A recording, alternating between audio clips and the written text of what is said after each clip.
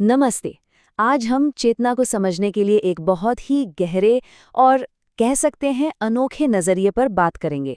ये नजरिया है दृष्टा और दृश्य का। तो चलिए बिना देर किए शुरू करते हैं। कभी सोचा है कि हम असल में हैं क्या?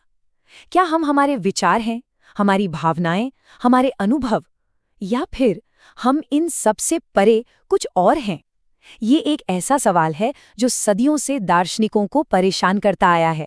इस गुत्थी को सुलझाने के लिए हमें दो बहुत ही बुनियादी कॉन्सेप्ट्स को समझना होगा। पहला है दृष्टा, मतलब देखने वाला, और दूसरा है दृश्य, यानी वो सब कुछ जिसे देखा जा रहा है। सुनने में बहुत आसान लगता है ना, पर ये आइडिया बहुत पावरफुल है। ये कहता है कि इस पूरे दुनिया में जो कुछ भी मौजूद है वो या तो दृश्य है, यानी देखी जाने वाली चीज, या फिर दृष्टा है, यानी देखने वाला। बस, इसके अलावा और कुछ नहीं। तो चलिए पहले हिस्से को समझते हैं, यानी दृश्य को, जिसे संस्कृत में प्रकृति भी कहा गया है। तो आखिर ये प्रकृति है क्या चीज? देखिए, आसान शब्दों में कहें तो वो सब कुछ जिसे हम देख सकते हैं, छू सकते हैं, महसूस कर सकते हैं, सोच सकते हैं, वो प्रकृति है। हमारा शरीर, हमारे विचार, की पूरी दुनिया, चांद, तारे, सब कुछ। इसे मौसम की तरह समझिए, जो हमेशा बदलता रहता है। आज धूप है तो कल बारिश होगी। बस यही स्वभाव है प्रकृति का, हमेशा बदलते रहना। और पता है सबसे मजेदार बात क्या है? प्रकृति सिर्फ बाहर की दुनिया तक ही सीमित नहीं है। हमारा अपना मन, हमारी बुद्धि, यहाँ तक कि हमारी सारी भावनाएं, वो भी इसी प्रकृति का हिस्सा है। और ये सब कुछ 3 बेसिक एनर्जीज या कह लें गुणों से चलता है। सत्व यानी बैलेंस और क्लैरिटी, रजस यानी एक्शन और पैशन, और तमस यानी इनर्शिया और डार्कनेस। हाँ, ये प्राचीन ग्रंथ यही समझाते हैं कि ये 3 गुण, सत्व, रजस और तमस, ही इस पूरी सृष्टि का आधार है। प्रकृति में जो कुछ भी हो रहा है, चाहे कोई हलचल हो, कोई नई चीज बन रही हो या कहीं ठहराव हो, सब इन्हीं 3 शक्तियों के खेल का नतीजा है। ठीक है, तो ये तो हुई दृश्य की बात। अब चलते हैं सिक्के के दूसरे पहलू की तरफ, यानी पुरुष या दृष्टा।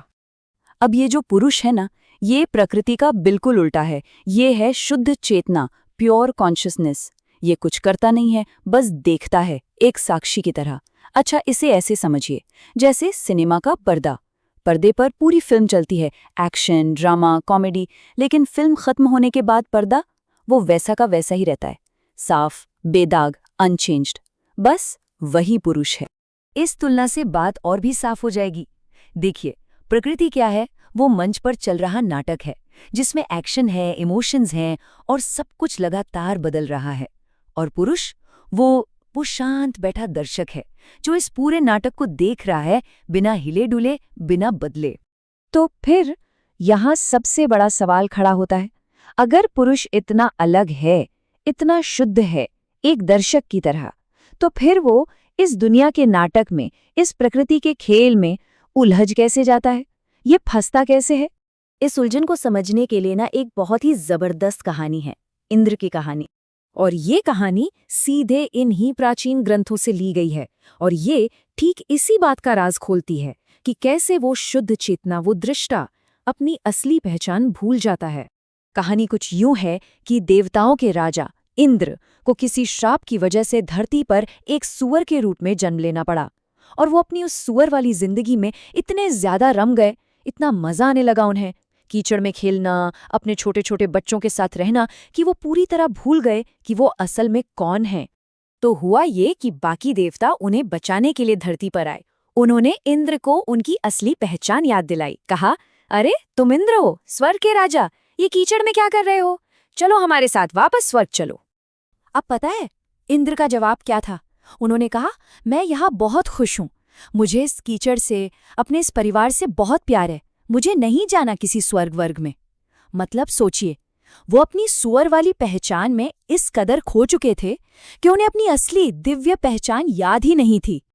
बस यही है इस कहानी का असली मतलब। जैसे इंद्र अपनी सुअर की भूमिका में खो गए थे, ठीक वैसे ही पुरुष, वो शाश्वत दृष्टा, प्रकृति के अनुभवों में खो जाता है। सुख, दुख, सफलता, असफलता, इन सब में इतना उलझ जाता है कि वो भूल जाता है कि वो सिर्फ एक दर्शक है, और मानने लगता है कि मैं ही ये शरीर हूँ, मैं ही ये मन हूँ। जैसा कि ये ग्रंथ बताते हैं, ये जो उलझाव है ना, ये एक जाल की तरह है। जब चेतना अपनी अस्थायी परिस्थितियों से खुद को जोड़ लेती है, मतलब अपनी टेम्पररी रूप भूमिका को ही अपनी असली पहचान मान लेती है, तो वहीं से दुख शुरू होता है। सारे कष्ट की जड़ यही गलत पहचान है। तो फिर सवाल वही है, इस भ्रम के जाल से बाहर कैसे निकला जाए, इस सपने से जागा कैसे जाए? इस दर्शन का सार बस इतना सा है कि सारा दुख सिर्फ एक ही गलतफहमी से पैदा होता है, और वो गलतफहमी ये है कि जब दृष्टा यानी देखने वाला खुद को दृश्य यानी नाटक का किरदार समझने लगता है। तो रास्ता क्या है? 3 स्टेप्स हैं। सुनने में आसान लगेंगे, पर करने में साधना लगती है। पहला कदम, भेद करना, मतलब पुरुष और प्रकृति के बीच के फर्क को साफ साफ समझना। ये जानना कि मैं अपने विचारों और भावनाओं से अलग हूं। दूसरा कदम, निरीक्षण करना, अपने अंदर चल रहे विचारों और अनुभवों के बहाव को बस देखना, बिना किसी लगाव के, ठीक वैसे ही जैसे हम आसमान में बादलों को आते जाते देखते हैं।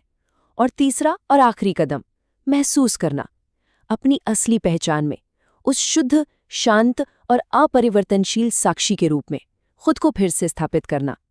और ये सारी बातचीत हमें एक बहुत ही गहरे सवाल पर लाकर छोड़ देती है।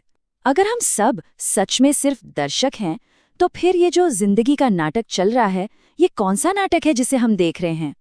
सोचिएगा इस पर।